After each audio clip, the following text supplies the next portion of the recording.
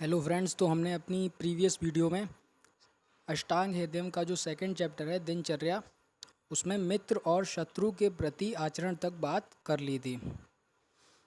तो अब आगे हम बात करेंगे दशविध पाप का त्याग, जो कि सबसे ज़्यादा इम्पोर्टेंट टॉपिक है इस चैप्टर का।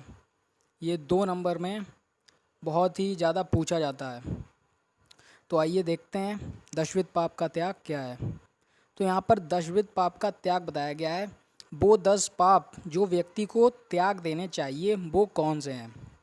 तो जो दशविध पाप हैं वो शरीर, मन और वाणी के द्वारा किए जाते हैं।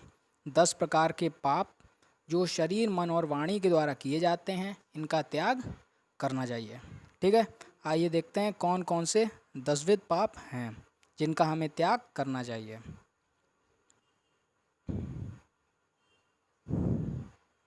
तो इसमें पहला है हिंसा, यानी प्राणियों को मारना, यानी किसी भी कोई छोटा जीव जंतु हो उसको मारना नहीं चाहिए। दूसरा स्तेय, यानी चोरी करना। तीसरा अन्यथा कर्म, यानी आगम्य स्त्री से मैथुन करना। चौथा है चुगली करना या दूसरों की निंदा करना। ठीक है, पांचवा है परुष, यानी कठोर वचन, हार्श टॉक। और छठा है अनरत, यानी झूठ बोलना, व्यक्ति को झूठ नहीं बोलना चाहिए। ठीक है, फिर उसके बाद में सातवां आता है संभिन्न प्रलाप, यानी असंबद्ध, मतलब इररिलेवेंट टॉक, यानी बात कुछ और चल रही होगी और कुछ और भी बोलना उसमें। ठीक है, फिर आठवां आता है व्यापाद, मतलब दूसरों को हानि पहुंचाने के लिए सोचना। ठीक है, नाइन्थ आता है अभिद्या, यानी ईर्ष्या या दूसरे के धन को लेने की इच्छा। और 10th आता है आपका द्रव्यपर्यय, नास्तिकता या आप्त वचनों में अश्रद्धा करना।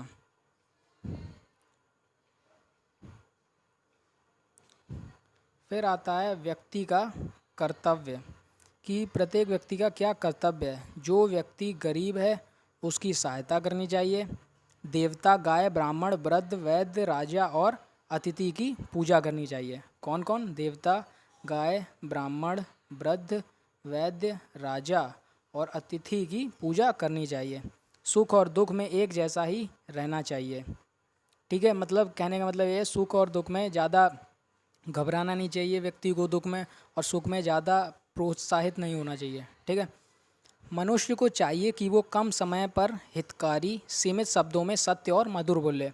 मतलब हितकारी, जो हितकर हो, और सीमित शब्दों में बोले। ठीक है, और हमेशा सत्य बोले और मधुर बोले, अच्छा बोले।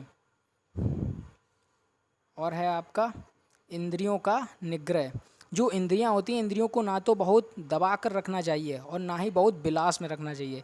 ये नहीं कि इंद्रियों ने कुछ कहा तो हमने मतलब कर दिया ऐसा काम, हमारा मन कह रहा है ये करने को तो हम बिल्कुल करने चले गए। मतलब सोच विचार कर अच्छे से करना चाहिए और बहुत ज़्यादा इंद्रियों को दबा कर भी नहीं रखना चाहिए। ठीक है, फिर आता है धर्म आदि युक्त कार्य। जो आपके त्रिवर्ग हैं, धर्म, अर्थ और काम से रहित कोई भी कार्य नहीं करना चाहिए।